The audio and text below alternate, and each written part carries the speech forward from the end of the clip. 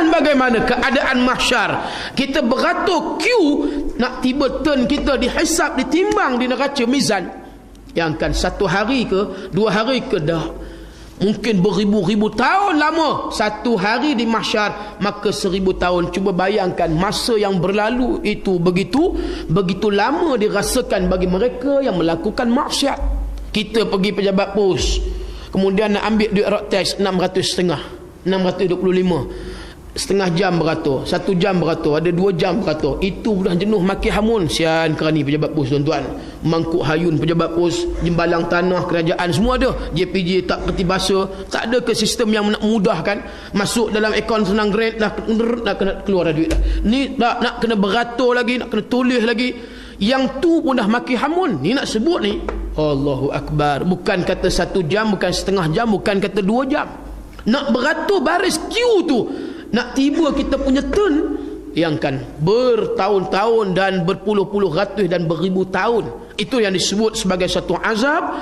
Mereka yang disebutkan tadi golongan mujrim, mereka yang buat satu kebinasaan, mereka yang buat satu porak-peranda, dan mereka memusnahkan keadilan dan kebenaran. Golongan inilah mereka sebut tadi, aku dah dengar dan aku dah lihat, ya Allah, apa akhirnya mereka nak kembalikan kami hidup di atas muka dunia.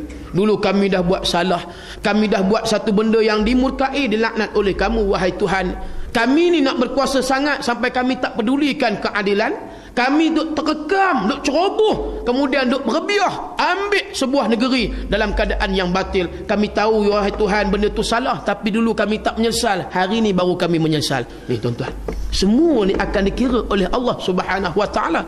Sebab itu kita kena ingat, kalau saya nak ambil apa yang disebutkan tadi, satu peristiwa yang berlaku pada tahun 90 Hijriyah. Ketika itu Qutaibah bin Muslim, dia menjadi seorang panglima dan pahlawan, dan dialah yang menggerakkan tenteranya untuk mengambil satu buah negeri yang dinamakan Samarkand. Maka dikerahkan antaranya 5,000 tentera.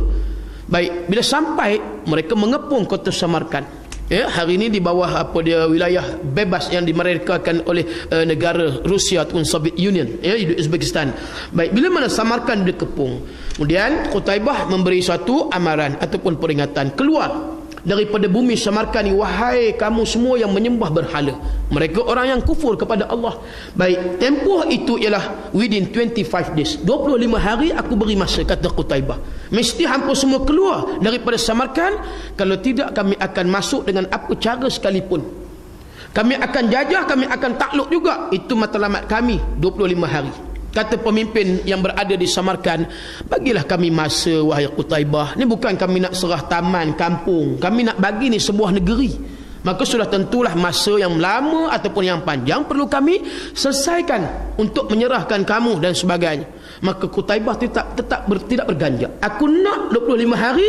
Kalau sekiranya masuk hari yang ke-26 hampa semua tak keluar, kami akan masuk dengan apa cara sekalipun. Dan ringkasnya, sampai hari yang ke-25 tidak ada tanda-tanda mereka mau keluar daripada bumi Samarkand. Dan akhirnya masuk hari yang ke-26, Qutaibah bin Muslim terus menakluk dan menjajah. Dibakar berhala-berhala yang diperbuat daripada emas, dan diperintahlah Samarkand tadi dalam masa 5 tahun sampai pada tahun 95 Hijriyah.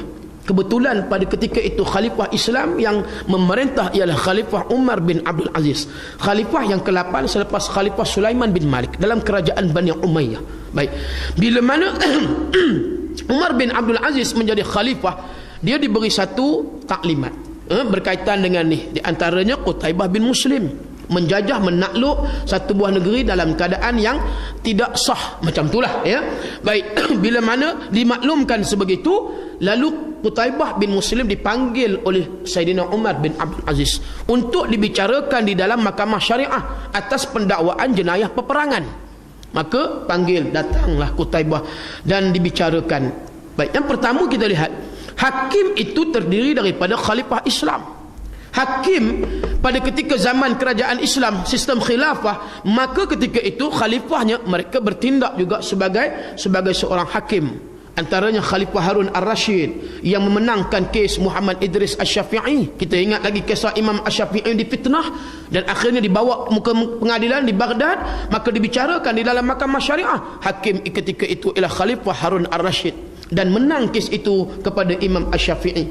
Dan ini Umar bin Abdul Aziz Bila dibicarakan, lihat kepada kertas pendakwaan, kemudian berhujah dan sebagainya, akhirnya keputusan daripada yang arif dan hakim menyatakan bahawa wahai Qutaibah bin Muslim, kependudukan kamu, penjajahan kamu, penaklukan kamu adalah tidak sah mengikut undang-undang Islam. Maka pada hari ini diperintahkan, wahai kamu Qutaibah bin Muslim, hendaklah keluar daripada negeri Perak. Contoh tuan-tuan, nak sebut contoh. Jadi faham dah tu, kiasan tu ke sana tu. Jadi nak sebutnya tak boleh duduk, sebab kamu perintah, kamu pergi tu dan kamu takluk, kamu jajah dengan cara yang haram.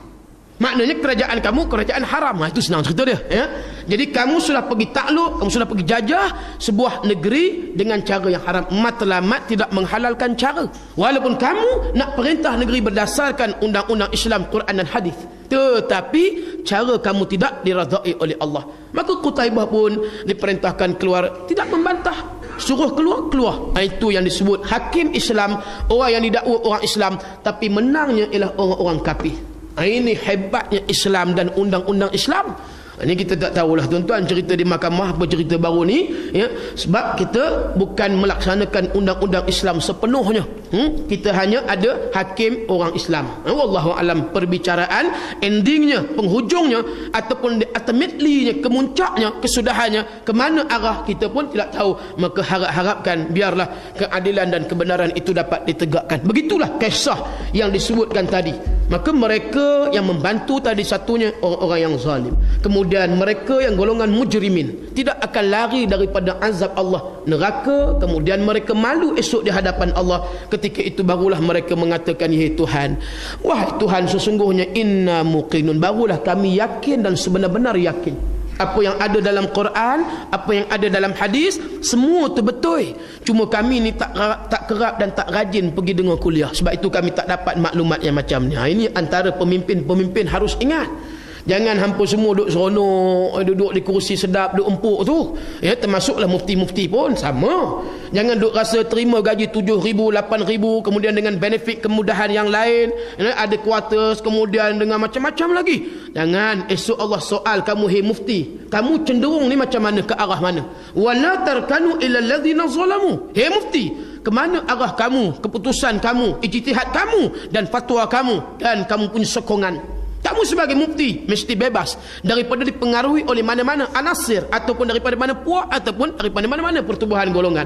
Mesti kamu bertindak di atas keadilan dan kebenaran. Esok Allah soal, kenapa kamu duk sokong, kenapa kamu duk tak sokong Islam, kamu sokong orang yang melakukan kezaliman. Jadi perkara ini dibicara esok di Mahkamah Agung. Tak terlepas, baik kamu mufti, baik kamu kerajaan, pemerintah, pemimpin, semua akan ditanya di soal kullukum ra'in wa kullukum mas'ulin ar-ra'iyatihi. Begitulah hadis Nabi yang selalu kita dengar. Setiap seorang itu adalah pemimpin. Kamu akan dipertanggungjawabkan apa yang kamu pimpin. Sekiranya ke arah yang baik, yang benar, maka kamu mendapat balasan yang baik. Sekiranya tidak, sebaliknya kamu akan diazab oleh Allah Subhanahu wa taala. Maka demikianlah para hadirin sekalian, mudah-mudahan kita digolongkan oleh Allah golongan yang menyokong dan membantu kemenangan Islam, dan kita golongan juga yang mencegah, membatilkan kebatilan, dan insya-Allah mudah-mudahan kita menolak segala anasir yang boleh menjebakkan diri kita kebinasaan, ke arah kehancuran. Mudah-mudahan mukadimah tadi memberi manfaat. Kita sambung dengan kitab kita, yakni kitab 40 hadis peristiwa akhir zaman. Baru sambung kita punya kitab muka surat 13. Ni pada malam ini kita berpindah pada al-hadis tsani, pada hadis yang kedua muka surat 13. Apa yang ada kitab boleh lihat di bawah satu tema hadis itu yang disebut kenapa dunia Islam menjadi sasaran pemusnahan. Ini di antara tajuk yang menarik. Hadis yang Nabi sebut ini hadis yang sangat menarik. Di antaranya ialah ini adalah satu tanda yang nak berlakunya kemusnahan dunia. Bila sebut kenapa dunia Islam menjadi sasaran pemusnahan, dia ada question mark, dia ada tanda soal. Apa sebab? Bila sebut kenapa, bermakna ada sebab, ada faktor. Persoalan di situ, apakah punca, apakah penyebab yang dikatakan dunia Islam menjadi sasaran pemusnahan? Bila sebut secara umumnya itu, kita faham ini di antara tanda-tanda nak berlakunya hari kiamat. Dan kita sudah hampir di gerbang kiamat, kita sudah hampir di ambang kiamat. Maka tanda yang